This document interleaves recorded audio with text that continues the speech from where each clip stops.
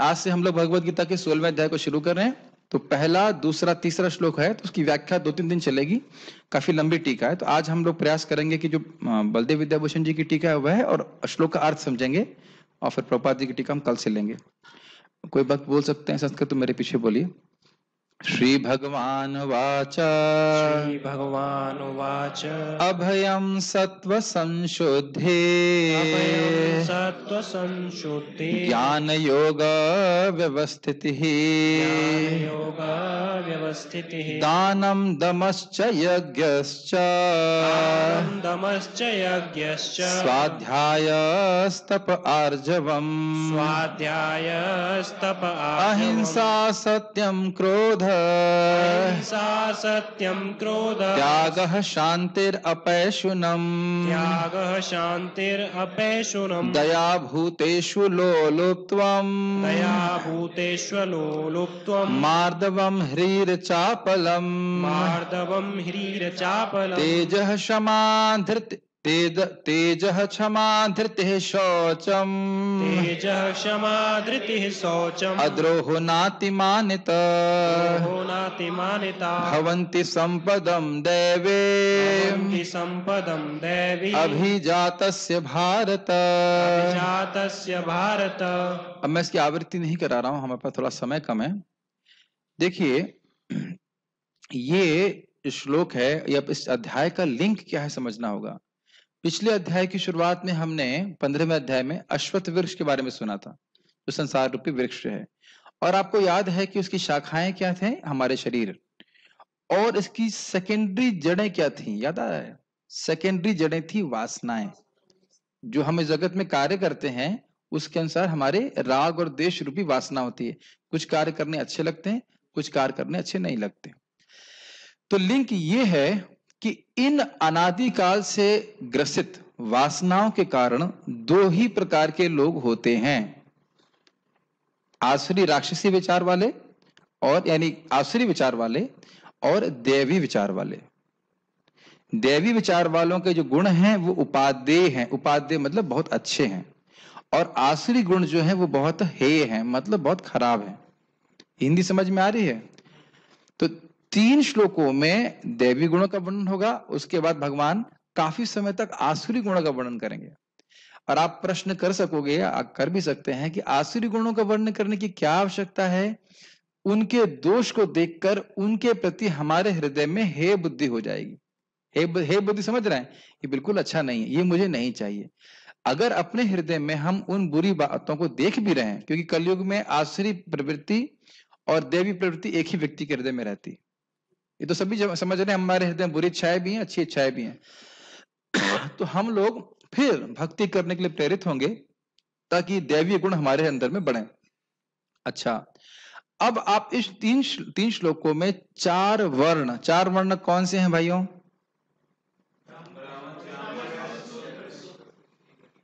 ब्राह्मण, क्षत्रिय, वैश्य और शूद्र। और 4 आश्रम क्या हैं? ब्रह्मचारी, गृहस्थ और गृहस्थ। कलयुग में तो गृहस्थ ही है, वानप्रस्थ सन्यास तो है नहीं। तो नहीं, लोग जाना नहीं चाहते ना। तो खैर, ब्रह्मचारी, गृहस्थ, वानप्रस्थ और सन्यास। तो इन गुणों को हम अभी अर्थ नहीं बताएंगे, अर्थ टीका में लिखा हुआ है। मैं खाली बताऊंगा कि ये कौन कौन से गुण कौन कौन से आश्रम के हैं और कौन कौन से वर्ण के हैं। तो श्लोक को देखिए। अभयम सत्व संशुद्धि दिख रहा है, सॉरी, अभयम संत संशुद्धि ज्ञान योग व्यवस्थिति, पहली लाइन में लिखा है 3 गुण हैं। अभयम, सत्व मतलब चित्त की शुद्धि, सम्यक शुद्धि, और ज्ञान योग में अच्छी तरह व्यवस्थिति, ज्ञान योग को जानना। ये 3 गुण जो हैं ये सन्यासी के गुण हैं। क्लियर? दान और दम और यज्ञ दिख रहा है सेकंड लाइन में, ये गृहस्थ के गुण हैं। स्वाध्याय ब्रह्मचारी के गुण हैं। कितने लोग ब्रह्मचारी यहां पे हैं?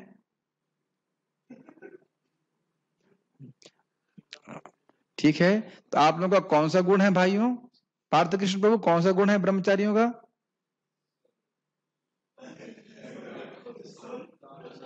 परशुराम, कौन सा गुण है ब्रह्मचारी का? स्वाध्याय।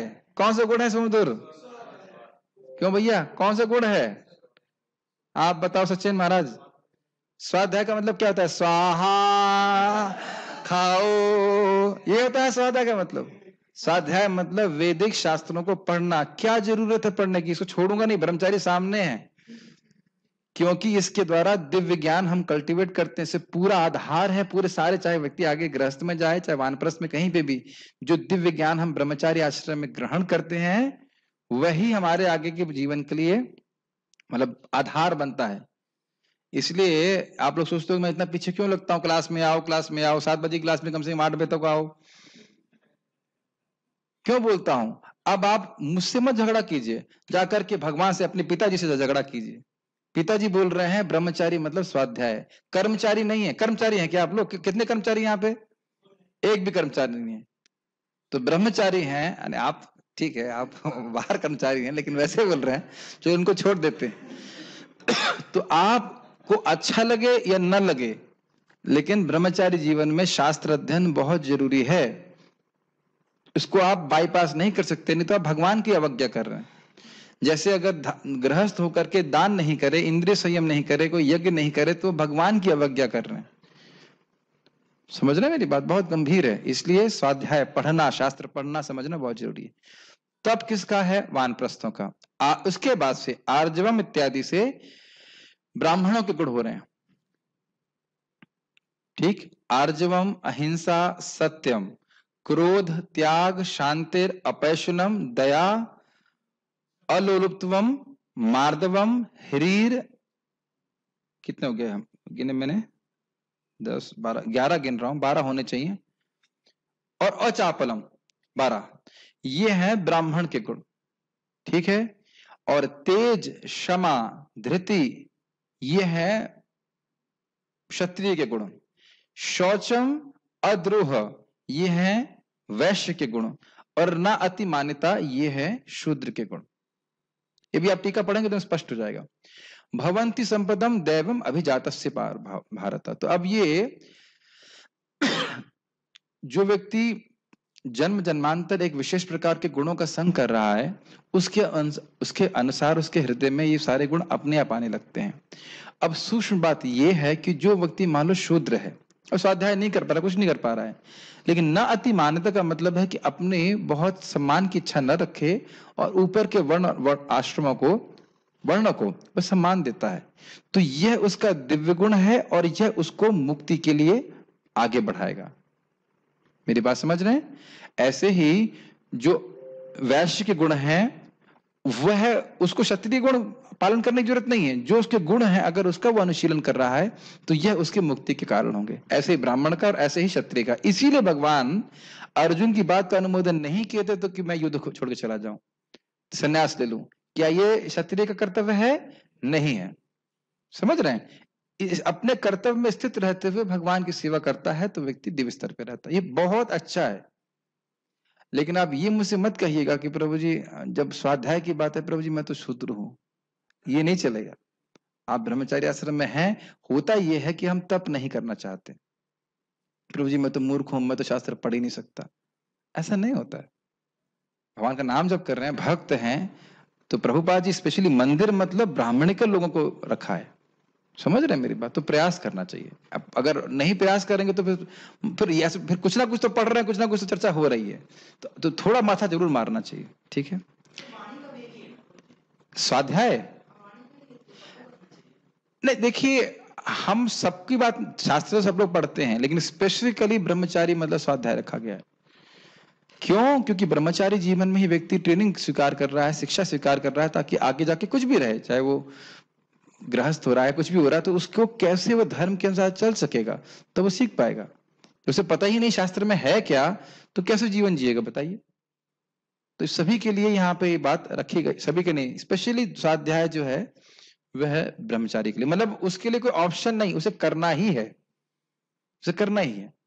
और इसके द्वारा, क्योंकि मानव जीवन हमारी शुद्धि करने के लिए, हम शुद्ध हुए, तो इसलिए उसको हम नेग्लेक्ट नहीं कर सकते कि हमारा मूड आएगा तो पढ़ेंगे, तो मूड आएगा तो नहीं पढ़ेंगे। अब देखो, स्वीकार करो ना करो भगवान की बात है, पिताजी बोल रहे हैं तो सुनना चाहिए ना बच्चे को।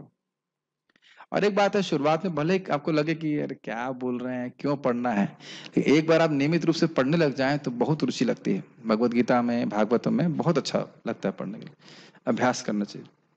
और इसीलिए मैं क्लास नियमित रूप से करता हूँ कि भाई कोई ना भी करे तो कम से कम 1 घंटा अगर सोने तो कम से कम। भगवान ने कहा, हे भरत पुत्र, मैं इसको पढ़ रहा हूं केवल, निर्भयता, आत्मशुद्धि, आध्यात्मिक ज्ञान का अनुशीलन, दान, आत्म संयम, यज्ञ परायणता, वेदाध्ययन, तपस्या, सरलता, अहिंसा, सत्यता, क्रोध विहीनता, त्याग, शांति, छिद्रान्वेषण में अरुचि, समस्त जीवों पर करुणा, लोभ विहीनता, भद्रता, लज्जा, संकल्प, तेज, क्षमा, धैर्य, पवित्रता, ईर्ष्या तथा सम्मान की अभिलाषा से मुक्ति, ये सारे दिव्य गुण हैं जो दैवी प्रकृति से संपन्न देव तुल्य पुरुषों में पाए जाते हैं। हम टीका पढ़ेंगे तो एक एक चीज को समझने का प्रयास करेंगे। गीता भूषण टीका 16वें अध्याय में भगवान श्री कृष्ण दैवी तथा आसुरी संपद का वर्णन करते हैं और यह सिखाते हैं कि दैवी संपद उपादेय है और आसुरी संपद हेय है। उपादेय का मतलब क्या बताया था? अच्छा है, इसको स्वीकार करना चाहिए। हे का क्या अर्थ बताया था?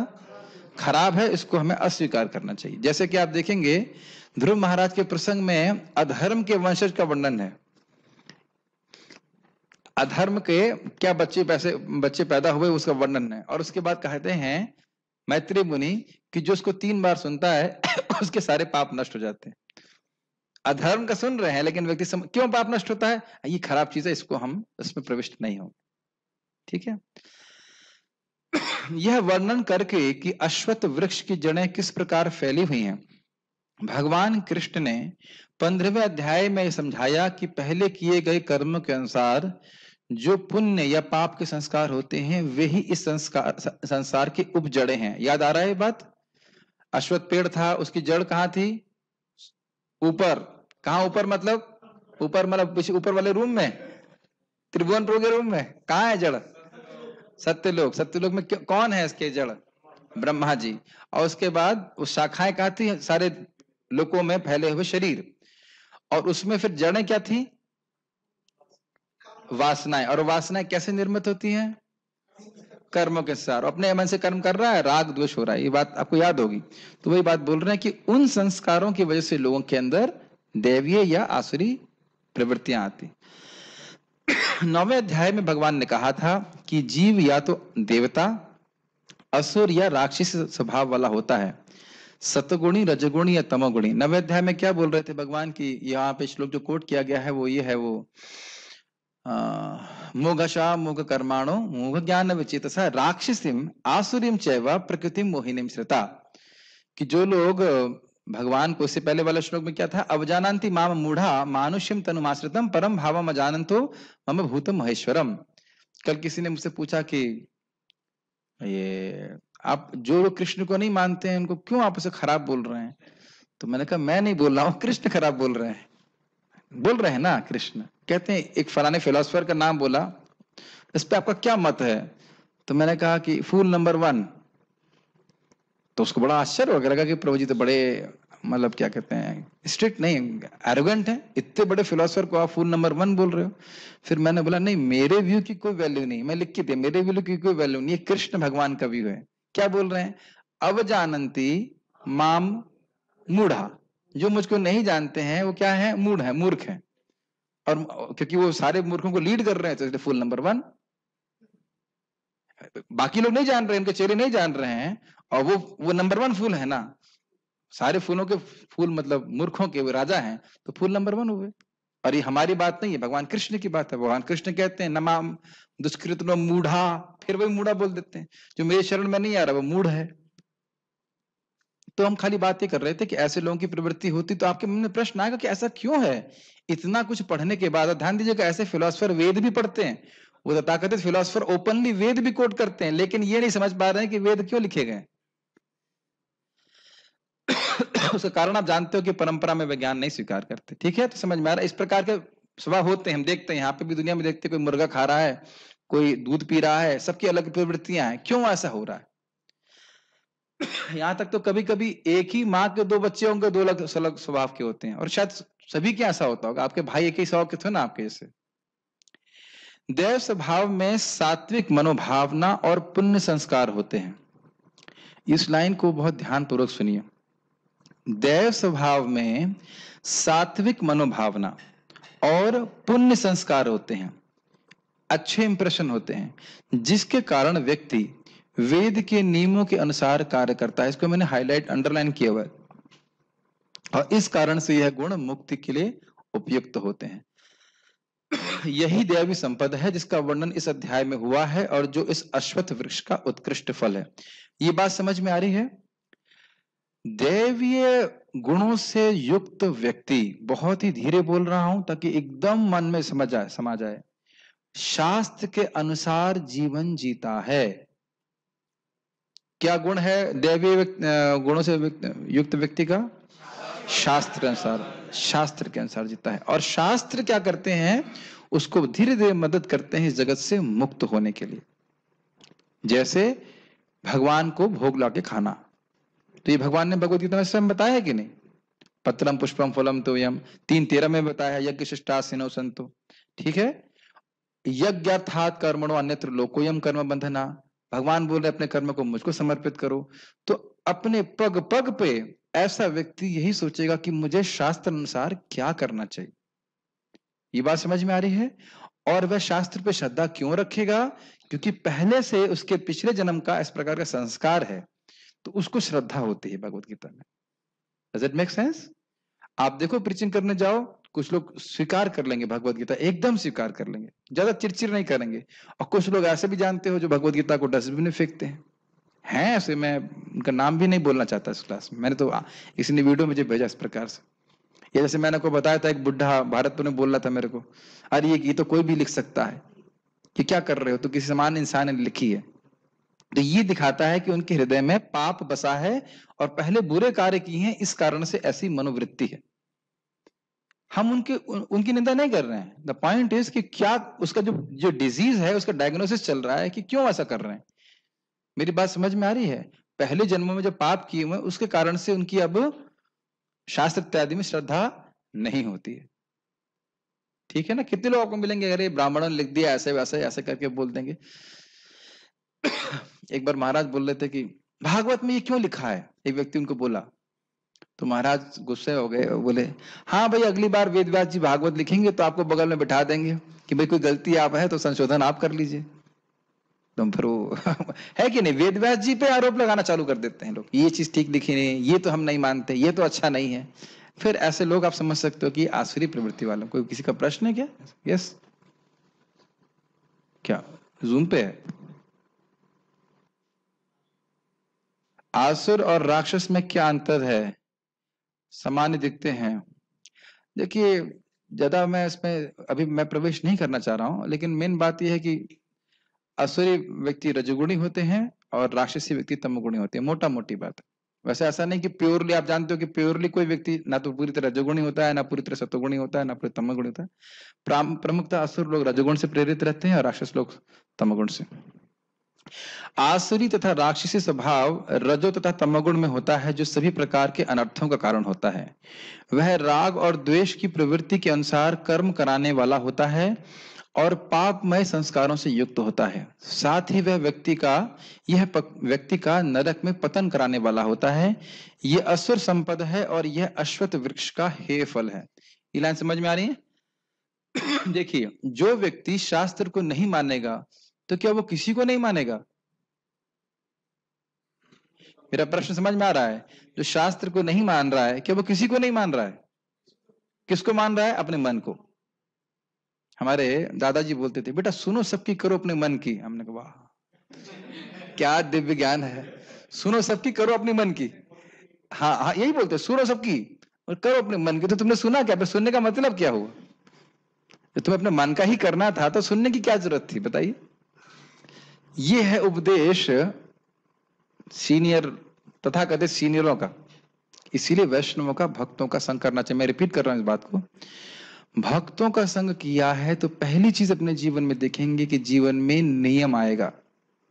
कैसे खाना है, कब उठना है, क्या करना है, वो नियम आएगा। नियम नहीं आ रहा है तो वास्तविक रूप से संग का अभी प्रभाव प्रकट नहीं हुआ। एटलीस्ट संग तो किया है लेकिन संग का प्रभाव प्रकट नहीं हुआ। तो अब आपने यहां पे क्या सीखा? एकदम विपरीत। आप लोगों ने अभी दैवीय संपद का मुख्य गुण क्या सीखा? शास्त्र पढ़ते हैं और बस शास्त्र पढ़ते हैं, ये सीखा था अभी? ये भी नहीं सीखा था। क्या सीखा था अभी? केवल पढ़ते हैं ये नहीं सीखा था, उसके अनुसार कार्य भी करते हैं। ठीक, दोनों चीज। और ये क्यों होता है? क्योंकि पहले के जीवन में इस प्रकार की प्रवृत्ति। अब आप यहाँ पे क्या सीख रहे हो? ये एक बॉटम लाइन है उसकी के इस बीमारी के एक्सपेंशन है जो भी आप देखेंगे। शास्त्र को बिल्कुल सम्मान नहीं देना और राग और द्वेष के अनुसार कार्य करना। जो अच्छा लगता है पूर्व जन्म के संस्कार के अनुसार वो करेगा और जो अच्छा नहीं लगता वो नहीं करेगा। अब जो अच्छा लगता है क्या जरूरी है कि वो अच्छा हो? क्या नाम बताता? कनक कनक हाँ, कनक चेतन प्रभु। इस जगत में हमें जो अच्छा लगता है क्या वो हमारे लिए अच्छा होता है? हिंदी समझते हैं आप? हाँ, आप मंगला अनुवाद करते ना।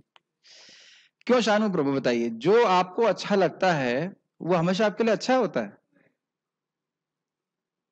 है कि नहीं? जैसे मान लीजिए कोई व्यक्ति ऐसे परिवार में पैदा हुआ जहां हम लोग मांस खाते हैं, तो उसको स्वाभाविक है उसको मांस खाना अच्छा लगेगा। तो क्या उसके लिए अच्छा है? बिल्कुल अच्छा नहीं है। ये शराब पीते हैं पिताजी और बच्चा भी शराब पीने लगा, मान लो उसको अच्छा, तो अच्छा है? समझ रहे हो मेरी बात? पिक्चर देखना मतलब, और बेसिकली इंद्रिय तृप्ति करना तो हर बद्धजीव को अच्छा लगता है, तो क्या उसके लिए अच्छा है?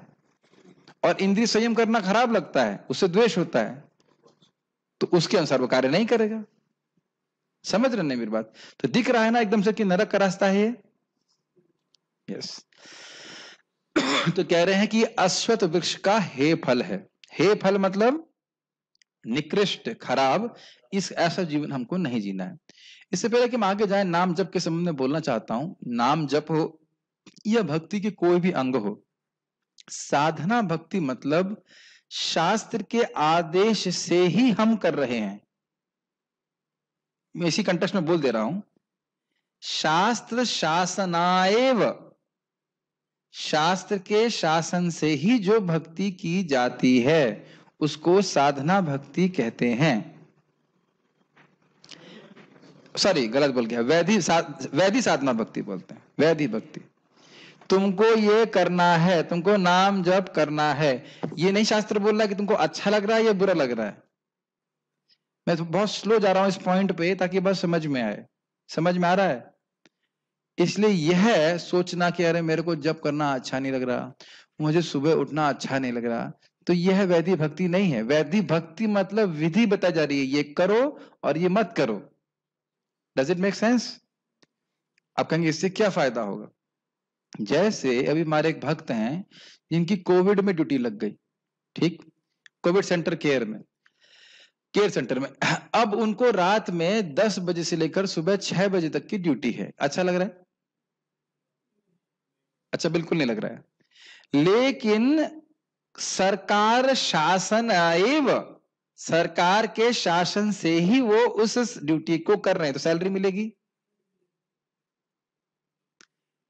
ठंडे दिमाग से सोचिए, अगर हम शास्त्र का पालन कर रहे हैं तो भगवान यहां पे क्या बोल रहे हैं? कौन सा गुण है वो? देवी गुण। तो जो देवी गुण वाले हैं वो मुक्त होंगे, भगवान का आशीर्वाद प्राप्त करेंगे, ठीक। और उसमें उनको राग और द्वेष की परवाह नहीं करनी है, इसको भगवान अप्रिशिएट करते हैं। क्या है वो? ये शाम तो अंतगतम पापम जननाम पुण्य कर्मणाम ते द्वंद्व मोह निर्मुक्ता भजन्ते माम निर्वृता।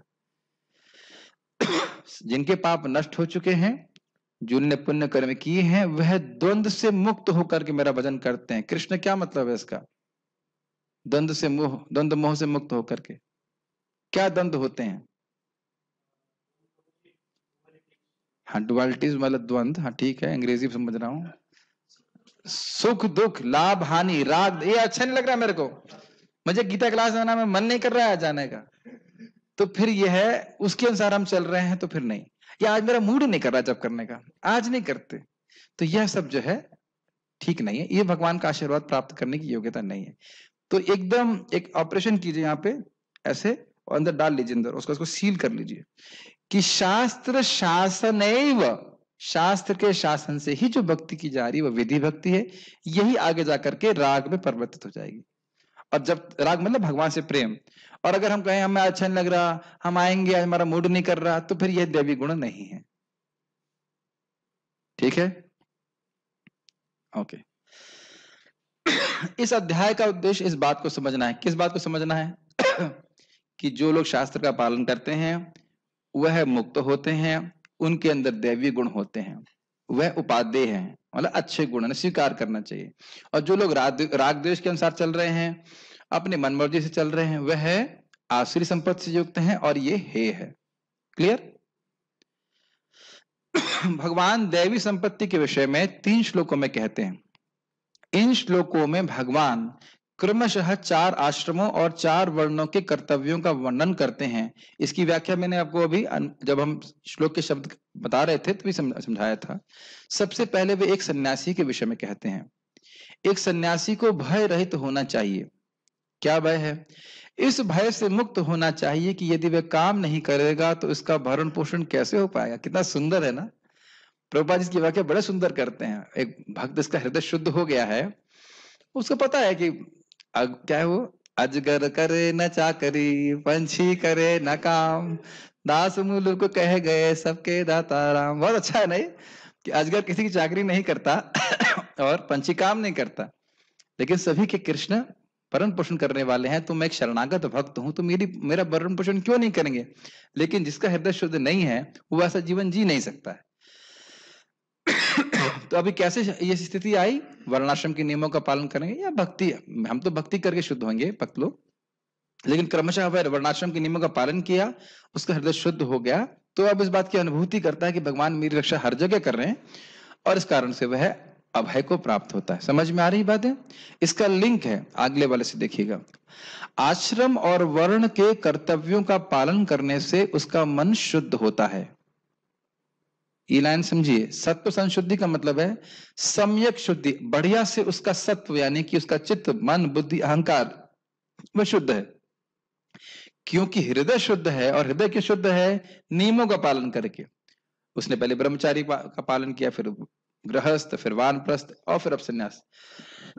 इन सभी में उन वर्णों और आश्रमों के दिव्य गुणों का उसने अनुशीलन किया, उस कारण से उसका हृदय शुद्ध हुआ। हृदय शुद्ध हो गया तो वास्तविकता समझ में आई कि भगवान ही मेरे रक्षक हैं। समझ में आ रही है बात? इसलिए वह अब संन्यास लेने के योग्य है। वह ज्ञान प्राप्ति के साधनों यथा श्रवण आदि के संबंध में पूर्ण ज्ञान रखता है। ज्ञान योग अवस्थिति, मतलब जानता है कि ज्ञान श्रवण से होता है, तो शास्त्र को श्रवण करना, अध्ययन करना, इसमें सन्यासी की रुचि होती है। सन्यासी के ये केवल यही गुण नहीं है, भगवान इसको एक तरह से समास में शॉर्ट में बोल रहे हैं। बहुत सारे सन्यासी के गुण हैं, जैसे चित्त की एकाग्रता बहुत बड़ा गुण है सन्यासी का, कृष्ण में ही मन रहना चाहिए, मन वचन और कर्मों से केवल कृष्ण की ही सेवा होनी चाहिए, ये सब आप जानते हैं। तो सन्यासी के और भी गुण हैं, भगवान केवल शॉर्ट में बोल रहे हैं, उपलक्षण से अन्य गुणों को भी समझना चाहिए। सन्यासी गुण समझ में आ गया आप लोगों को? ऐसे कोई उत्तर नहीं आ रहा है, मतलब नहीं? हाँ ठीक, हाँ जल्दी हाँ बोल दो, तो क्लास और समझाएंगे और व्याख्या करेंगे। समझ में आ रहा है ना? ठीक है, चलिए प्रश्न करते हैं। विजय, सन्यासी का पहला गुण क्या है? शास्त्रों को मतलब पढ़ते। Very nice. विवेक, भय से मुक्त रहना चाहिए। और भय से मुक्त क्यों रहता है सचिन? क्योंकि उसके अकाउंट में बहुत सारे पैसे हैं। सिंपल सी बात है, अकाउंट में पैसे हैं इसलिए भय से मुक्त है। कलयुग में ऐसे सन्यासी होता है, और क्या, 2 करोड़ रुपए जमा कर दिए, सन्यास ले लिया। ये सब आने वाला है। क्यों भय से मुक्त रहते? अपने को भगवान में क्या क्या बताया गया था? ध्यान पूर्वक सुनिए। कौन बता सकता है कि सन्यासी कौन अभय, सन्यासी को भय क्यों नहीं होता है? भगवान का आश्रय लिया। सब लोग जनरल उत्तर दे रहे हैं। अभी क्या बताया था मैंने? यहाँ सामने क्या लिखा है? देखो, सामने लिखा होने के बाद भी मन में नहीं घुस रहा है। अरे वो तो ठीक है भाई, वो तो समझ में आ रहा है। उसका मन शुद्ध होता, अरे मिल गया मिल गया, उसका मन शुद्ध होता। मन क्यों शुद्ध होता है? क्योंकि उसने पहले वर्ण और आश्रम के नियमों का पालन किया है। सारे उत्तर देखो कृष्ण भावना में जनरल उत्तर दे सकते हो, गलत नहीं है, लेकिन जो पढ़ा रहे हैं उसको तो उत्तर देना चाहिए ना। ठीक है। इसके बाद वे गृहस्थ के विषय में कहते हैं, दान अर्थात एक गृहस्थ अपना भोजन और अन्य वस्तुएं जिन्हें उचित तरीके से, जैसे कि शेयर मार्केट, जैसे कि और पाप के तारीख, आजकल वही तो उचित तरीके हैं, रिश्वत लेकर के कि नहीं ठीक है, नहीं वो सब गलत तरीके जिन्हें उचित तरीके से एकत्रित किया गया हो उसको योग्य व्यक्ति को देता है। इसको आप आगे भी सीखने वाले हो। ये बहुत इंपॉर्टेंट है।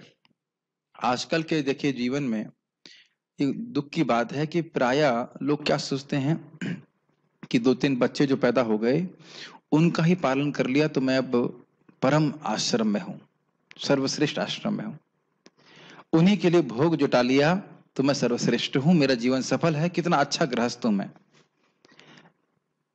लेकिन महाराज बहुत अच्छा बता रहे थे, गृहस्थ आश्रम की एक बहुत बड़ी दिक्कत है कि इस प्रकार से संकीर्ण मानसिकता हो जाती है। संकीर्ण समझ रहे हैं, बस ये पत्नी है, ये बच्चे, अब तो माता पिता को भी नहीं पूछते। एटॉमिक क्या न्यूक्लियर फैमिलीज। हमारा ज्यादा उसमें बोलने की मेरी इच्छा भी नहीं है, बट दान से क्या होता है? पहली बात ये कि जब व्यक्ति धन कमाता है हमेशा उचित तरीके से कमा भी नहीं पाता है, कुछ ना कुछ उसमें पाप रहता ही है। तो उसको हम जब दान करते हैं ब्राह्मणों को, वैष्णवों को, तो उससे हमारा धन शुद्ध होता है। महाराज की बात बहुत अच्छी से है, आप सब जानते ही हैं कि अगर किसी की गृहस्थ के पास धन बढ़ रहा है तो उसे क्या करना चाहिए। आप सब जानते हैं उसको कि मान लो कोई नाव में बैठा है और पानी भरना शुरू हो जाए तो क्या वो बहुत खुश होगा? विजय कह रहे वाह पानी आ गया, अब हमसे चाय बनाएंगे। पानी निकालना शुरू करेगा, नहीं तो वही पानी उसके डूबने का कारण होगा। तो अगर धन बढ़ रहा है और उसको भगवान की सेवा में नहीं लगा रहे हैं तो फिर निश्चित रूप से वो धन व्यक्ति को इंद्रिय तृप्ति में प्रवृत्त करेगा, निश्चित रूप से 100%। इसीलिए बोल रहे हैं गृहस्थ जीवन में व्यक्ति को दान करना ही चाहिए। ठीक है, आपको क्या कितना करेंगे? 5% से शुरू कीजिए। क्या हम 95% में जी नहीं सकते? सोचिए, अगर 1 लाख रुपए कोई कमा रहा है तो क्या वो 95,000 रुपए में जी नहीं सकता? मैं तो ऐसे भक्तों को देख रहा हूं जो 10,000 में 5 आदमी जी रहा है। 5 थे, कितने थे? 5 बच्चे, 2 5 तो 7 लोग जी रहे हैं 10,000 में। और 95 हो क्या रहा है कि जो मेरे भोग की वस्तुएं हैं या भोग की चीजें उनको मैं कम नहीं करना चाहता। ये प्रॉब्लम है। मैंने आपको पहले बताता है कि डिवोटी माता जी हैं, उनको मैंने बोला कि आप कुछ दान अगर करना चाहिए। उन्होंने स्वीकार किया कि मेरे को नए नए कपड़े पहनने की बहुत रुचि है। तो मैंने कहा कि आप मतलब एक बार ना कपड़ा पहनिए वो वाला जो आप नया लेने वाली हो, अपने जो पुराने कपड़े उसी में संतुष्ट हो जाइए और उसी धन को आप किसी गरीब को दे सकते हैं या किसी वैष्णव को दे सकते हैं, है कि नहीं? जिसके पास ऑलरेडी 100 कपड़े हों तो एक कपड़ा नहीं भी खरीदेगा तो क्या होने वाला है? पुराने कपड़े में रह के संतुष्ट रह सकता है। और वो कपड़े भी पुराने नहीं होते हैं। ये बात बहुत सिंपल सी लगती है लेकिन बहुत गंभीर है। अगर हर व्यक्ति सोचे कि मैं अपनी आवश्यकताओं को कैसे कम करूं, स्पेशली गृहस्थ लोग तो समाज में ज्यादा है ना, और अपनी सुविधाओं को, अपने भोग की वस्तुओं को दूसरों के लाभ के लिए मैं कैसे दूं, समाज कितना अच्छा हो जाएगा। है ना बेचारा नहीं बात? लेकिन हम बस और यही इसके विपरीत असुरी विचार, इकट्ठा करो, खाओ खाओ, खा नहीं पाएंगे, इकट्ठा करो इकट्ठा करो इकट्ठा करो। तो ये दिव्य गुण है गृहस्थों का, दान देना चाहिए। दमः अर्थात वह बाह्य इंद्रियों का संयम करते हैं। बाह्य इंद्रिय मतलब ज्ञानेंद्रियां, कर्मेंद्रियां। यज्ञ अर्थात अग्निहोत्र आदि नियत कर्तव्यों का पालन करता है। ये 3 गृहस्थों के गुण है। तो आपको प्रश्न आएगा प्रभु जी अग्निहोत्र कैसे करेंगे? तो अग्निहोत्र नहीं कर सकते, कोई जरूरत भी नहीं। क्या करना है? हरे कृष्णा कृष्णा हरे हरे, हरे राम राम राम हरे हरे। यही बात भगवान चैतन्य महाप्रभु कह रहे हैं। कैसे गृहस्थों का उद्धार हो सकता है? 2 बात, एक भगवान का नाम संकीर्तन, नाम जप, और दूसरा वैष्णवों की सेवा। इसके द्वारा ही महाप्रभु कह रहे हैं कि गृहस्थ जीवन में व्यक्ति का उद्धार हो सकता है। तो वैष्णव सेवा में स्वाभाविक है कि हमें धन भी खर्च करना पड़ेगा, करना चाहिए, और बड़े सुख से करना चाहिए। और ये ध्यान देना होगा कि जो भी दान सत्पात्र को करते हैं वो अगले जन्म में अगर आप लेना चाहते हैं तो इतना आएगा कि आप संभाल नहीं पाएंगे। ये हम अब इसके लिए भागवतम का 2:3:17 आप पढ़ लीजिएगा। अब मेरे पास समय नहीं उसकी व्याख्या करने के लिए, लेकिन अगर ब्राह्मण वैष्णव को देते हैं तो इतना आएगा कि हम संभाल नहीं सकते। वही मतलब संभाल नहीं सकते, अनंत आएगा, बहुत सारा आएगा। अब ब्रह्मचारियों अपना नियम सुनना चाहते हैं, अपना धर्म? ठीक, बोल दे। ठीक, अब भगवान ब्रह्मचारी का वर्णन कर रहे हैं। वह अध्ययन में संलग्न रहता है जिसे ब्रह्म यज्ञ भी कहते हैं, स्वाध्याय। तो ये समझना चाहिए कि केवल स्वाध्याय ही एक गुण नहीं है, अन्य गुणों को आप भागवतम के 7वें स्कंद में सुन सकते हैं। ब्रह्मचारी गुरुकुले वसन दंतम गुरोहितम, है ना, ये श्लोक है। गुरुकुल में रहता है और वो बॉसवत रहता है, वो सबको ऑर्डर देता है। बॉसवत नहीं रहता है? अच्छा, तो बड़ा स्पष्ट लिखा है दासवत रहता है। दास के भाव, ठीक है, दासानुदास, लेकिन दास के भावना में रहता है, सेवा करने के लिए उद्यत रहता है। ये ब्रह्मचारी का जीवन, ठीक है। और ऑब्वियसली स्वाध्याय भी एक बहुत महत्वपूर्ण है, स्पेशली स्वाध्याय। स्वाध्याय क्यों बताया गया था, बताओ क्या कारण से मैंने स्वाध्याय पे फोकस किया था, किसी को याद है? शास्त्र के ज्ञान को समझेगा, पढ़ेगा, तो आगे जाकर के जिस भी आश्रम में जाए, मोस्टली मान लो गृहस्थ में जाता है, कहीं भी जा रहा है, तो उसका जीवन भोगमय नहीं रहेगा। उसको पता रहेगा कि धर्म क्या है, धर्म के सिद्धांत क्या है। और ऐसे ही बोका की तरह रहे, बिल्कुल कुछ पता ही नहीं चला, तो फिर नहीं, हाँ, कुछ पता ही नहीं कि क्या चला, शादी कर ली, कुछ पता ही नहीं कि नियम क्या है, ऐसा तो ना होता है। जैसे मैं बोल रहा हूं कि संतान उत्पत्ति के लिए ही पत्नी का संग करना चाहिए। अब अगर आजकल के जमाने में किसी को बताओ तो उसको रिवोल्टिंग लगता है, ये क्या बोल रहे हैं आप। लेकिन पहले जमाने में जब 20 साल उसने ब्रह्मचर्य का पालन किया है तो ये कोई उसके लिए विशेष बात नहीं लगती। जस्ट लाइक इंद्रिय संयम करना ये स्वाभाविक है, बचपन से सीखता आया है, तो उसे पता है कि जीवन का उद्देश्य भोग नहीं है, जीवन का उद्देश्य भगवत प्राप्ति है, ठीक है। वह वेदों का अध्ययन करने में निष्ठ रहता है जो अपौरुषेय हैं, अर्थात किसी सामान्य व्यक्ति के द्वारा नहीं बोले गए हैं, ठीक। भगवान ने स्वयं इनको अपनी निश्वास से प्रकट किया है। वेद उन भगवान का अनुभव प्रदान करते हैं जो दिव्य शक्तियों से युक्त रहते हैं। यह ब्रह्मचारी का गुण है। तो आप समझ में आ रहा है स्वाध्याय से क्या फायदा होता है? भगवान की बात समझ में आती है, भगवान के गुण समझ में आते हैं, और व्यक्ति भगवान के प्रति आकृष्ट शुरुआत से ही होने लगता है। क्लियर? ठीक। अब वह वानप्रस्थ का वर्णन करते हैं। वह तपस्या में संलग्न रहता है। तपस्या 3 प्रकार की होती है जिसका वर्णन 18वें अध्याय में किया जाएगा। यह वानप्रस्थों का गुण है। अब देखिए, एक प्रश्न बनेगा कि ये स्पेशली वानप्रस्थों को क्यों बोल रहे हैं तपस्या करने के लिए। ये प्रश्न आ सकता है कि तपस्या सबको करनी चाहिए।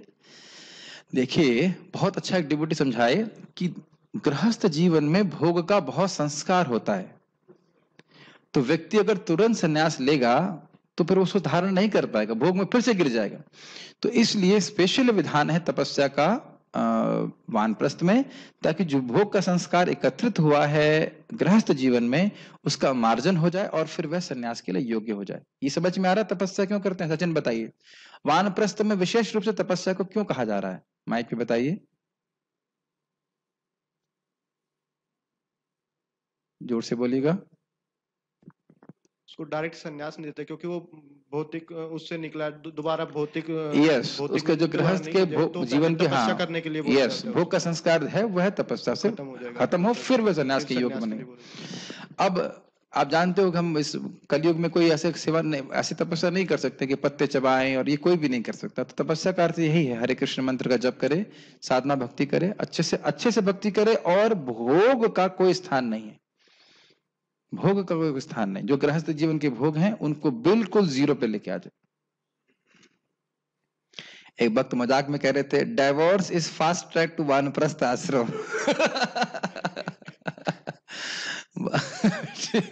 ठीक है, ये तो मजाक के लिए, मजाक की बात। हाँ, उसके बाद दोबारा भी कर लेते हैं, उसकी बात सही है। चलिए, कह रही तो मजाक की बात, डाइवोर्स नहीं करना चाहिए।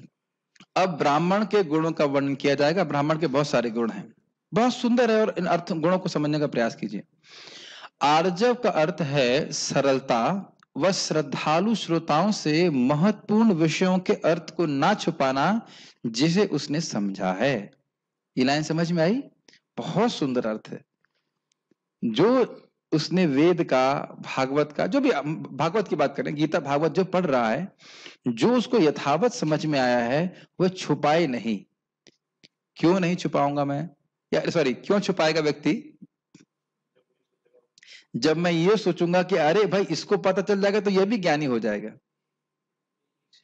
समझ गए ना? तो इस ईर्ष्या से, मात्सर्य से बिल्कुल रहित है, इसलिए बड़े सरल होते हैं। जैसे आप जानते हो दुर्योधन, क्या नाम था, नाम बताओ उसका धृष्टद्युम्न। द्रोणाचार्य जी जानते थे कि धृष्टद्युम्न को उनको मारने के लिए यज्ञ से पैदा किया गया है, लेकिन बड़े सरलता थी कि सारा युद्ध का ज्ञान दिया। इसीलिए तो दुर्योधन ने कटाक्ष किया था। क्या श्लोक है वो? दृष्ट्वा पांडवानिकम व्यूढ़म दुर्योधनम तदा आचार्यम उपसंज्ञम राजा वचनम अब्रवीत। श्लोक भूल रहा हूं मैं, उसके आगे वाला श्लोक बोलते हैं कि देखो, ये देखिए आपके शिष्य ने ये सब, तब शिष्येण धीमता, बहुत बुद्धिमान आपके शिष्य ने, दुर्योधन बोल रहा है द्रोणाचार्य को, देखिए देखिए कितने बुद्धिमान शिष्य ने आपके सामने ये सेना खड़ी करी है। जो आपने सरलता पहले दिखाई, अब वह न दिखाइएगा दोबारा, ये कहने का अर्थ था कटाक्ष का। तो ये देखिए कई सरलता है दुर्योधन की, अपने गुरु जी पे ही कटाक्ष कर रहा है।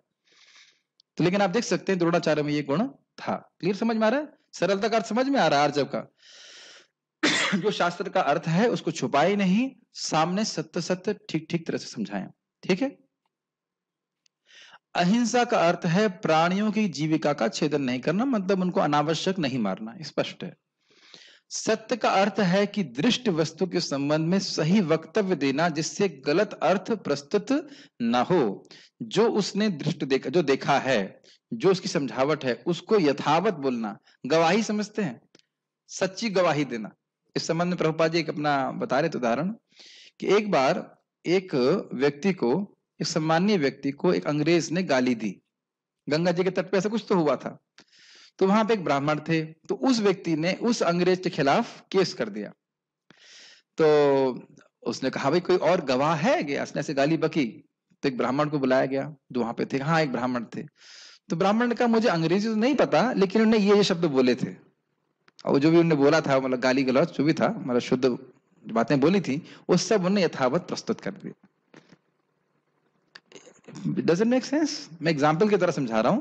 वैसे सत्य का अर्थ यही, जैसा है उसको यथावत प्रस्तुत कर देना चाहिए। ठीक है? और साथ साथ आपने कभी देखा है ऐसा कि भक्तों में तो बहुत बार मैं देखता हूं, वो झूठ नहीं बोलते हैं लेकिन सत्य भी नहीं बोलते। इसका अर्थ समझते हैं? मतलब देखा है कुछ, लेकिन जरूरी नहीं है कि आपको सत्य बता रहे हो कि जैसा देखा है। कभी ऐसा हुआ है आपके संग? हम मैनेजर के रूप में तो बहुत ऐसा क्यों? अरे उस डिवोटी ने बोला था, हमने कहा ऐसे विश्वास नहीं करिए, आप पूरा इन्वेस्टिगेट कीजिए। बहुत बार हम जगत में देखते हैं कि लोग देखते हैं लेकिन यथावत प्रस्तुत नहीं कर पाते। आपको उस दिन याद ही होगा, मेरे भक्त, कौन मेरे बगल में शायद पार्थ या कोई बैठा हुआ था, तो ब्रह्मचारी किचन चल रहा था उस समय, और एक भक्त आकर के बोले प्रभु जी 1000 ब्रह्मचारी बैठे प्रसाद पाने के लिए। मैंने कहा 1000? हमारे इसमें सप्लाई में पार्षद कितने, सप्लाई में कितने लोग हैं? 150 लोग। हमें कहा 150 ब्रह्मचारी सप्लाई में है तो 1000 कहां से आ गए भाई? और एकदम प्रभु जी चपाती नहीं, 1000 ब्रह्मचारी। तो अब देख रहे हैं कि मतलब ठीक है तुम सेवा करना चाहते हो, लेकिन बात तो सही बोलो। कहां 150, उसके आगे एक जीरो लगा दिया उन्होंने, मतलब ऑलमोस्ट एक जीरो लगा दिया।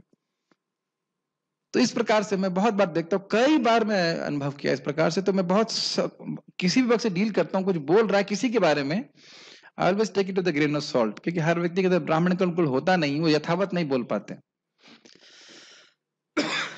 दुर्गुण है, क्या कर सकते हैं। अक्रोध का अर्थ है दुर्जन व्यक्ति के द्वारा अपना तिरस्कार होने पर उठने वाले कोप का निरोध करना।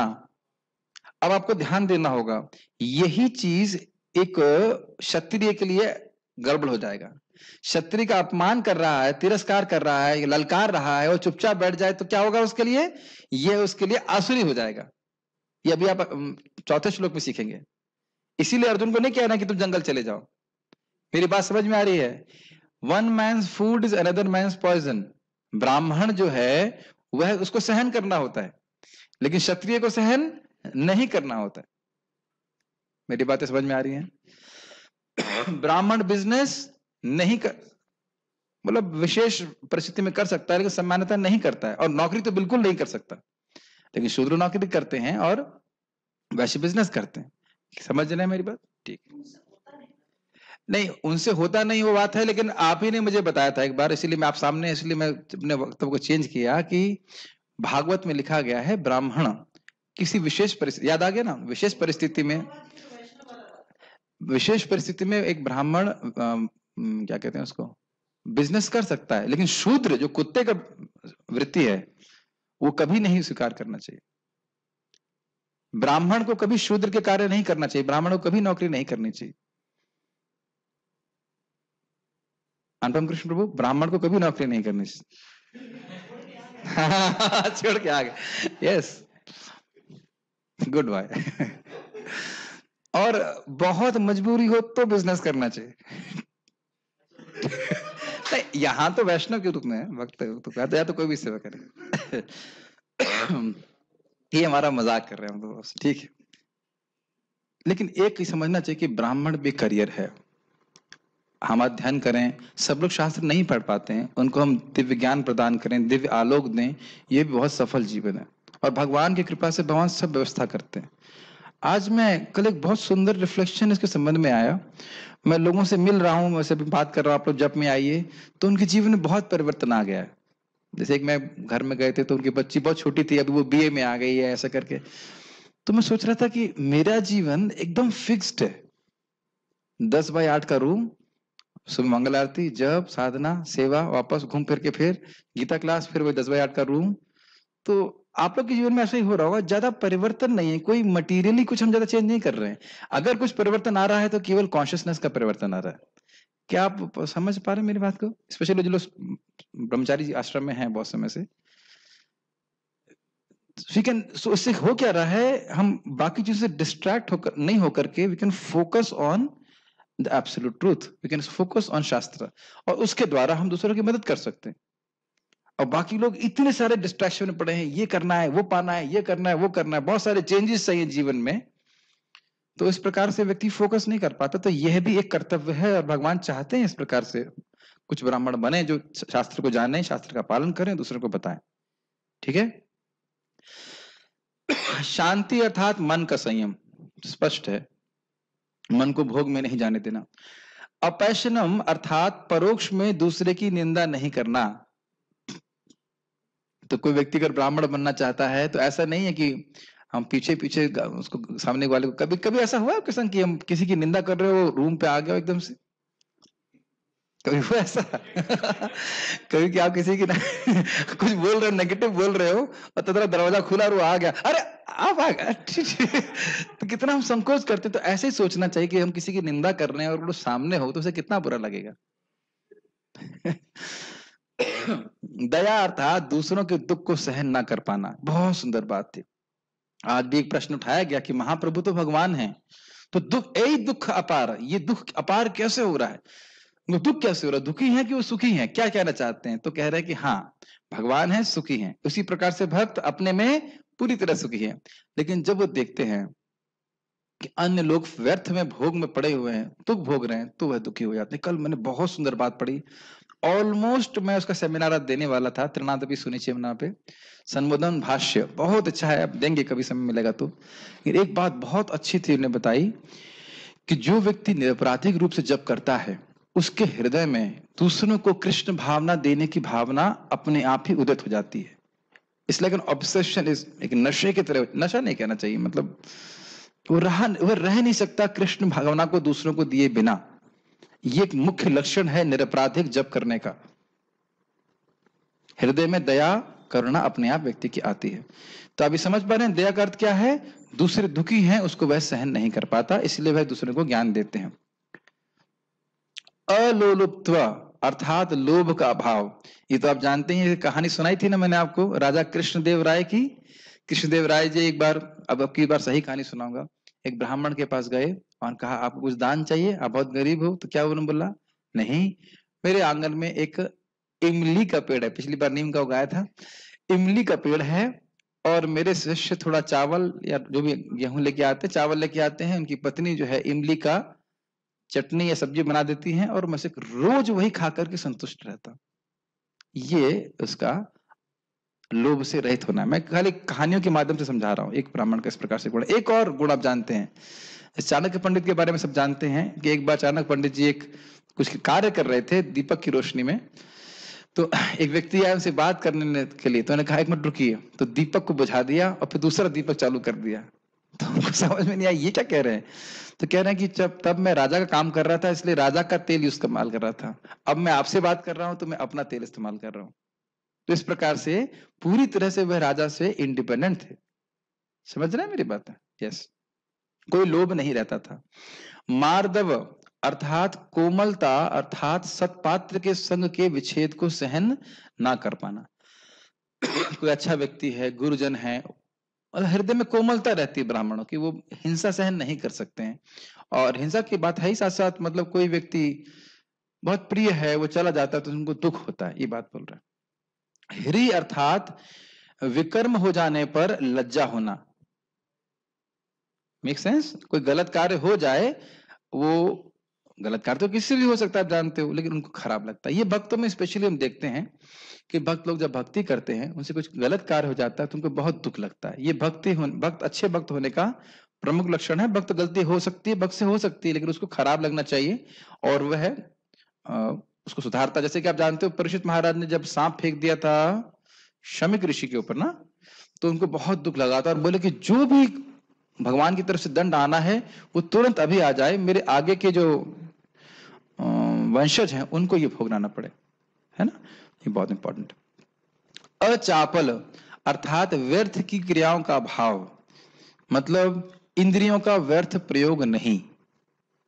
एक भक्त बहुत अच्छा मुझे बोल रहे थे, प्राणनाथ प्रभु, मुझे बहुत उनकी बात याद आ, कुछ भक्तों की बात बड़ी अच्छी होती है। वो कहते हैं कि मैं जब चाहे कितना भी कर लूं थकता नहीं।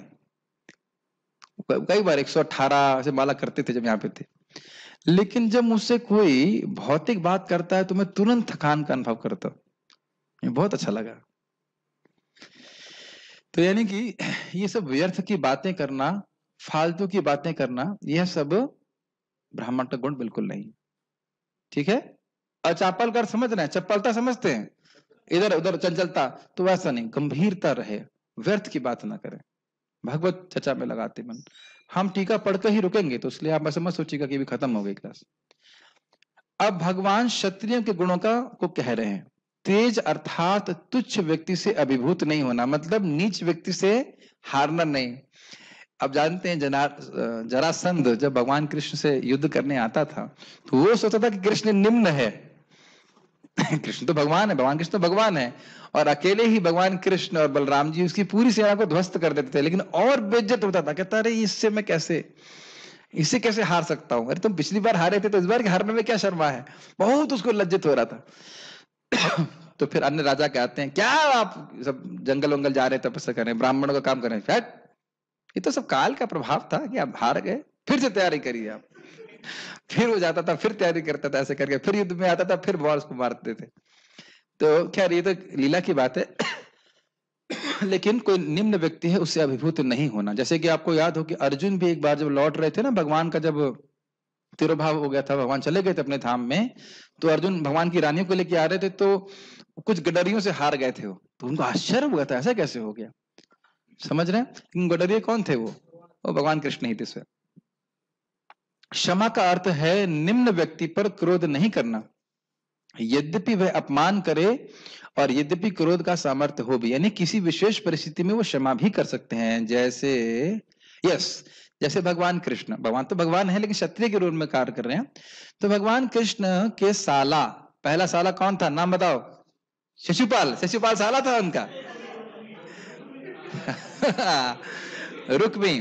तो आप जान रहे हैं कि जो भगवान का पहला विवाह रुक्मिणी से हो रहा था, खैर ये तो उनके साले ने उनको बहुत बाण चलाए, बहुत युद्ध किया, तो भगवान ने उसकी दाढ़ी मूंछ काट दिया था। फिर भगवान मारने ही जा रहे थे, लेकिन फिर बलराम जी ने कहा अरे छोड़िए साला है, कोई बात नहीं ठीक है। तो वहां भगवान ने फिर उसको क्षमा कर दिया, मार सकते थे लेकिन क्षमा कर दिया, ठीक है। धृति अर्थात थकी हुई इंद्रियों और शरीर को सहारा देना ताकि उनमें शक्ति बनी रह सके, यह 3 गुण क्षत्रियों के होते हैं। इसको पूरी तरह से नहीं समझ पा रहा हूं, एक लीला समझ याद आ रही है।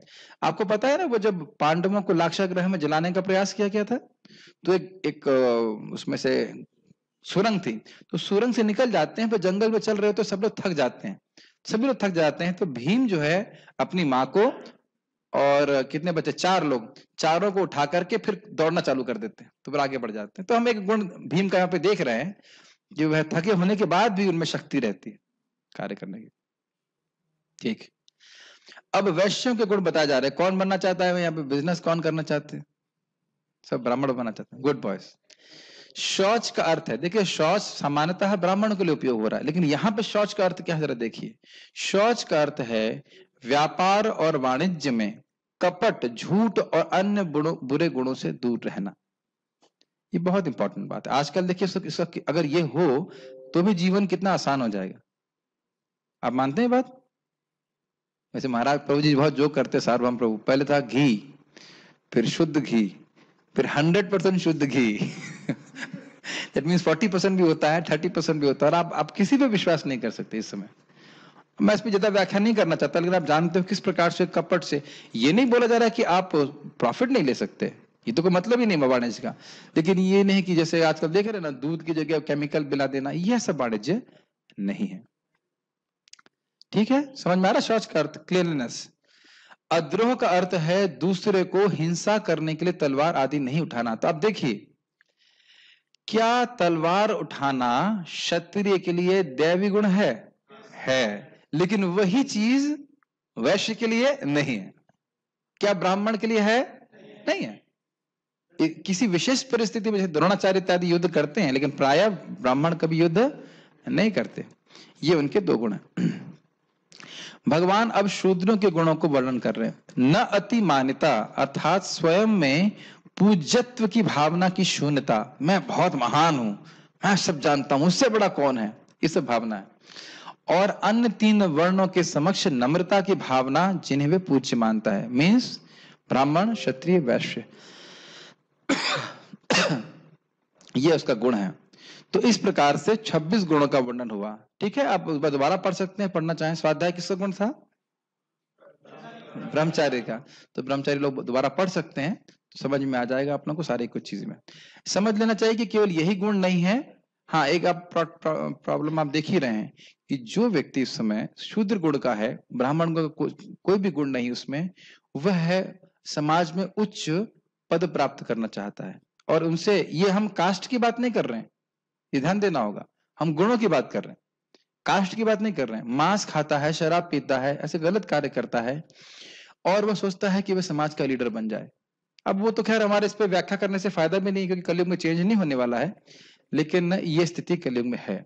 अंधा यथान्धेर उपनीय माना तेपी स्वतंत्रा उरुदाम निबद्ध। खुद वो जीवन के बारे में नहीं जानते हैं और लीडर बनने का प्रयास कर रहे हैं।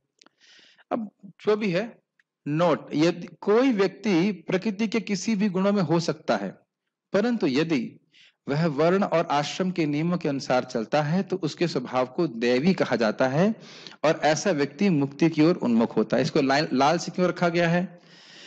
अगर व्यक्ति शूद्र है, शुद्ध स्वभाव का है, केवल परिचर्या कर सकता है, हाथ पैर के कार्य कर सकता है, तो वह करे, लेकिन नम्र भावना से। समझ पा रहे हैं? जो व्यक्ति जिन गुणों से गुणों को सबको प्राप्त है, उनको वो भगवान की सेवा में लगाए, तो फिर वह मुक्त हो सकता है। भाई अगर मान लो कुछ नहीं कर सकते, मंदिर के झाड़ू कौन नहीं मार सकता, isn't it? कोई भी सेवा हम कर सकते हैं, और फूल क्यों नहीं उगा सकता कोई? प्रभुपाद ने बताया था ना 1155 में। तो ऐसे कर्म, अपने कर्म करके भगवान की सेवा करके वह मुक्त हो सकता है। Does it make sense? नहीं समझ में आता? यह गुण आश्रम और वर्णों के मुख्य गुण समझे जाने चाहिए। जिन गुणों का वर्णन यहाँ नहीं किया गया है, उनको भी यहाँ सम्मिलित कर लेना चाहिए। मतलब अन्यत्र भी हुआ, जैसे कि भागवत में और डिटेल में वर्णन हुआ है ब्रह्मचारी का, उसको वहां पढ़ लेना चाहिए। यहाँ एक एक गुण बताया गया। यह सूची पूर्ण नहीं है, यह दिव्य गुण देह के आरंभ होते समय उस व्यक्ति में प्रकट होते हैं जिसकी शुभ वासना होती है और जो पहले किए गए पुण्य कार्यों के कारण उत्पन्न होती है। यह देह प्राप्त होने पर फलीभूत होती है। ये लाइन समझ में आ रही है? पिछले जन्म में जो अच्छे कार्य किए हैं उसकी वजह से मन में अच्छे संस्कार हैं। अब वो जब मरा तो उसके बाद जब उसने शरीर धारण किया तो पैदा होते ही उसके अंदर वो अच्छे गुण होने लगते। फिर भगवान की व्यवस्था होती है कि उसको और इस प्रकार का संग प्राप्त हो ताकि वो और अच्छे कार्य कर सके। Yes no? ये माइंड बंद हो गया अभी? ठीक। पुण्य पुण्य न कर्मणा भवति पापः पापेन। वह पुण्य कार्यों के द्वारा पुण्य बनता है और पाप कार्यों के द्वारा पापी बनता है। क्लियर है? पहले पाप किए हैं तो अब पापों में बुद्धि लगेगी, पुण्य किए हैं तो फिर पुण्य में बुद्धि लगेगी। लेकिन भगवान के भक्त इस बात को आप जानते हैं कि भगवान के भक्त इसको चेंज कर सकते हैं। उनके संग से, उनकी कृपा से कोई पापी व्यक्ति भी पुण्यात्मा हो सकता है। क्लियर? यह संपद देवताओं की संपद है जो भगवान का आदर करते हैं, क्योंकि इस अवस्था से भक्ति के ज्ञान और भक्ति को प्राप्त करने की संभावना होती है। इसलिए संसार रूपी वृक्ष का उत्कृष्ट फल है।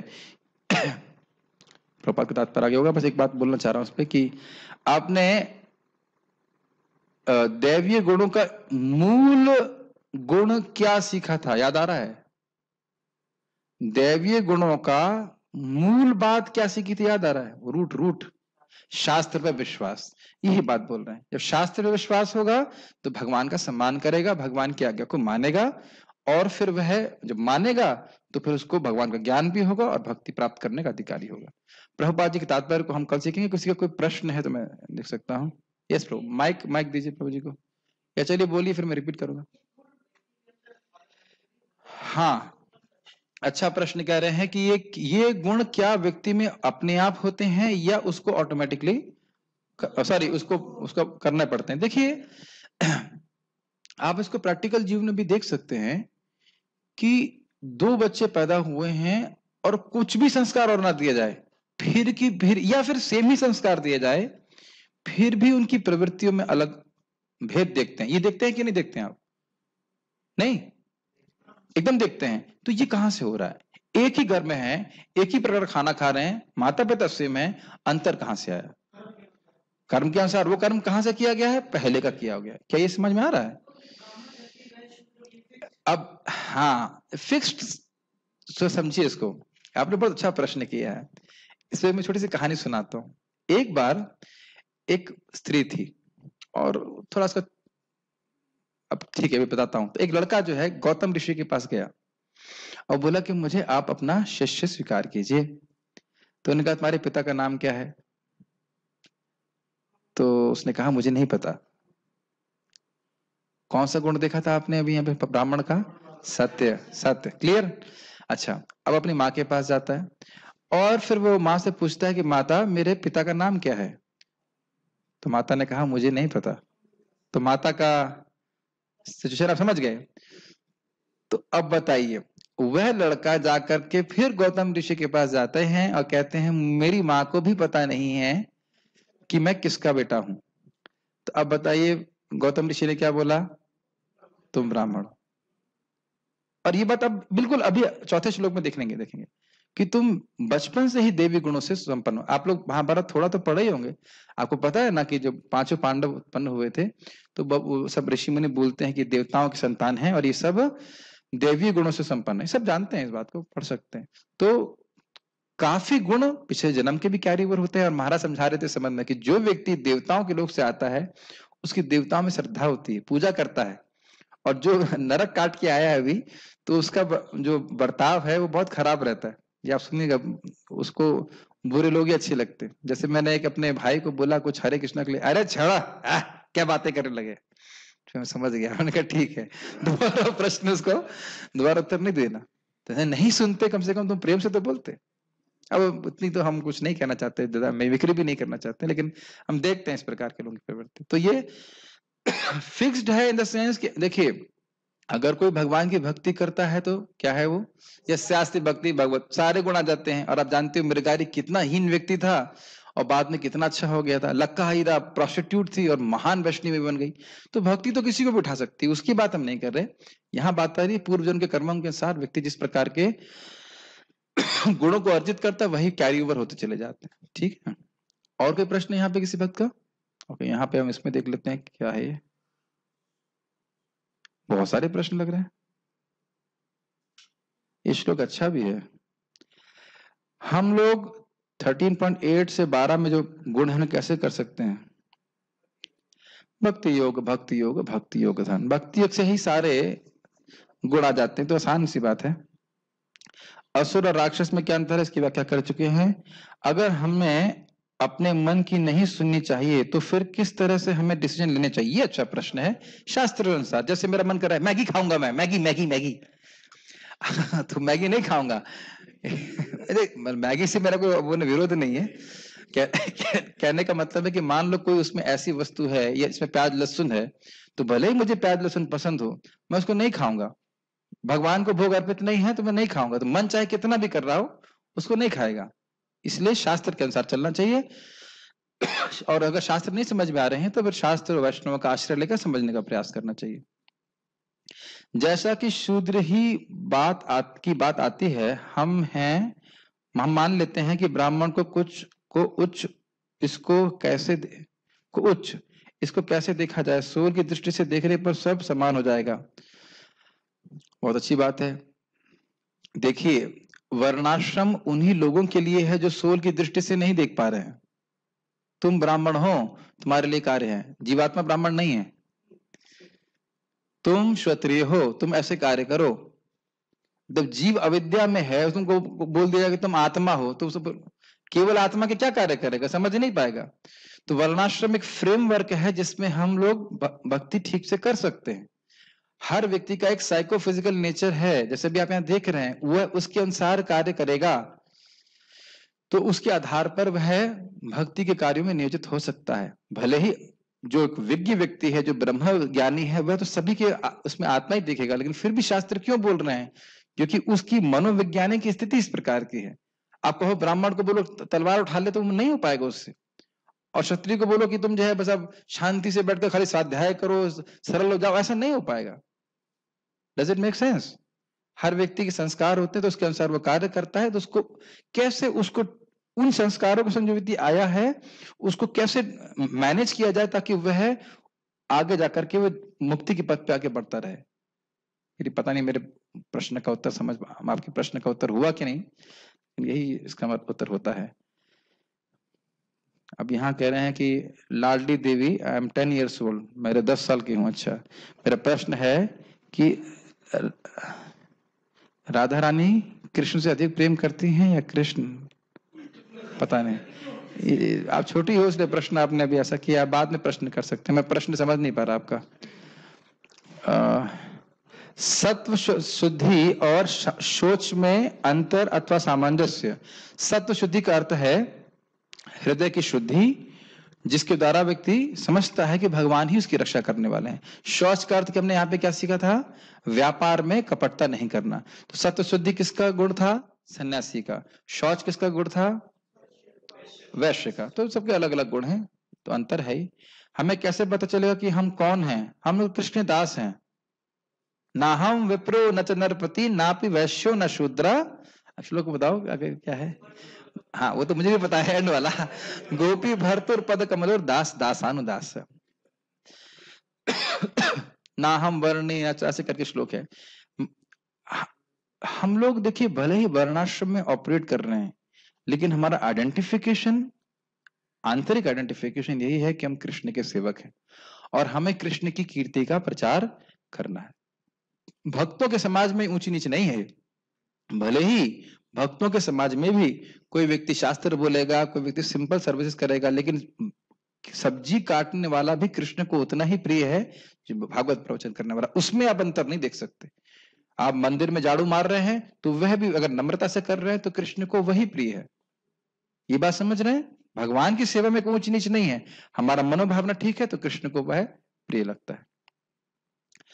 आपने बताया कि अगर भक्त संकल्प कर ले तो भी कोई भक्त बन सकता है, ये बात प्योर डिवोटीज के लिए ही है। जैसे नारद मुनि या नॉर्मली कोई 16 राउंड से 4 नियम का पालन कर रहा है, उसके लिए भी ये पॉसिबल है। ये बहुत अच्छा प्रश्न है, बहुत अच्छा प्रश्न है, बिल्कुल है। और ये मैं अपनी शक्ति से नहीं बोल रहा हूँ, श्रील प्रभुपाद जी कहते हैं जो व्यक्ति 16 माला जप कर रहा है और 4 नियमों का पालन कर रहा है, वो कहीं भी प्रचार करेगा तो सफल होगा। ये शक्ति हमारे पास हमारी तरफ से नहीं आ रही है, ये भगवान की तरफ से आ रही है। और ये हरि भक्ति विलास में लिखा है कि जो व्यक्ति वैष्णव मंत्रों का जप करता है, आप लोगों को विश्वास होगा कि नहीं, वो जहां देखता है वो व्यक्ति पवित्र हो जाता है। जो देखता है वो पवित्र हो जाता है, और किसी के प्रति अनुग्रह करे तो फिर कहना ही क्या। श्रील प्रभुपाद जी के एग्जैक्ट स्टेटमेंट हैं कि अगर कृष्ण भावना के भक्त, पूरी दुनिया की बात नहीं कर रहे, कृष्ण भावना के भक्त 16 माला का जप करें और 4 नियम का पालन करें तो यह प्रचार अपने आप फैलेगा। और हम लोग अच्छे से अजमेर में एक भक्ति घर में प्रसाद पा रहे थे, प्रभुपाद एकदम स्पष्ट बोल रहे थे उस लेक्चर में, 16 माला का जप, 4 नियमों का पालन, यही तुम्हारा ब्रह्मणत्व है। 12 साल, ये भी आप सुने हैं, 12 साल प्रभुपाद बोल रहे हैं कि अगर कोई नियमित रूप से ये नहीं कि 12 साल के बाद प्रीचिंग करो, ये नहीं बोल रहा हूं, लेकिन एक प्रभुपाद का स्टेटमेंट अलग है कि अगर आप 12 साल नियमित रूप से हरे कृष्ण मंत्र का जप करें, कितना करना है मरारी? 12 इयर्स ना, और कितने माला करना है रोज? 16 राउंड्स, और 4 नियम का पालन करें तो आप जो कुछ भी बोलेंगे वो परफेक्ट होगा। ये सब प्रभुपाद जी के स्टेटमेंट्स हैं इस प्रकार के। तो इसलिए आवश्यक है कि व्यक्ति अगर इस प्रकार से भक्ति कर रहा है तो उसकी कृपा से भी लोग भक्त बनेंगे। मेरे गुरु महाराज संबंध में बोल रहे थे, एकदम न्यू डिवोटी भी है, एकदम न्यू डिवोटी, और उसने किसी को किताब दी तो उसने 10 रुपए उसको दिए। शानू प्रभु आपने कभी किताब वितरण किया है? हाँ, कौन सी किताब करी है आपने? गीता करा, भागवत गीता। तो जब किसी व्यक्ति ने आपको 70-80 जो 100 रुपए दिए, आपको कैसा लगा? बहुत दुख लगा ना आपको, किसने गीता ले ली? मैं मजाक कर रहा हूं, कैसा लगा आपको? अच्छा है, अच्छा लगा ना? अच्छा, सभी लोग किए हो ना गीता वितरण? आप भक्ति कर रहे हो, एक माला, एक नाम करने वाला भी डिवोटी होता है, आप जानते हो।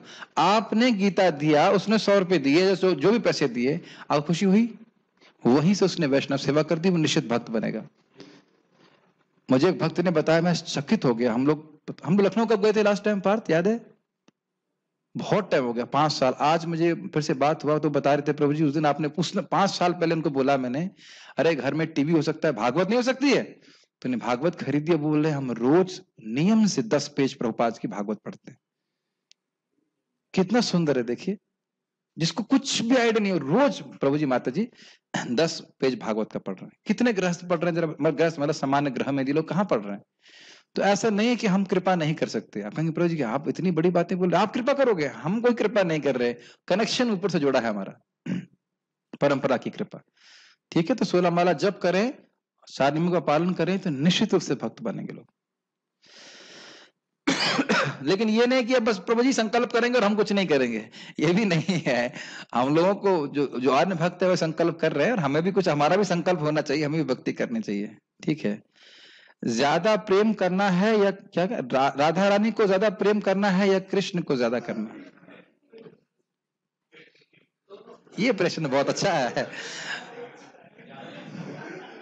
प्रश्न बहुत अच्छा है, लेकिन बहुत गंभीर उत्तर है इसका। श्रील भक्ति सिन्हा ठाकुर जी कहते हैं, वी वांट राधा दास्यम, हम श्रीमती राधा रानी के दासत्व को प्राप्त करना चाहते हैं। वैसे अंतर नहीं है कि श्रीमती राधा रानी कृष्ण की सेविका हैं, लेकिन उनकी जो, अच्छा प्रश्न है, बहुत सारी, इतना बच्चा, छोटा बच्चा इतने बड़े प्रश्न कैसे करेगा। इन प्रभुपाद जी कहते हैं कि कृष्ण को अप्रोच करना कठिन होगा, लेकिन श्रीमती राधा रानी बहुत कृपालु हैं, तो उनके द्वारा हम कृष्ण को अप्रोच कर सकते हैं। और श्रीमती राधा रानी कहती है, कृष्ण देखो कितना अच्छा डिवोटी है, मुझसे भी अच्छा डिवोटी है, तो उसे स्वीकार करो। चलिए, एक अलग पॉइंट है, इसको वहां अभी और नहीं चर्चा कर रहे। क्या आगे है? कृष्ण भावना की जय हो, थैंक यू। अच्छा, आगे क्या है? और कोई प्रश्न नहीं है क्या? यूट्यूब पे आपने देखा कोई प्रश्न नहीं है? ठीक है, ठीक है, बहुत बहुत धन्यवाद। सभी लोग सुबह, जो लोग आते हैं सुबह लोग जब में आइएगा। यहाँ रुकते हैं। श्रीमद् भगवत गीता की जय, श्री प्रभुपाद की जय।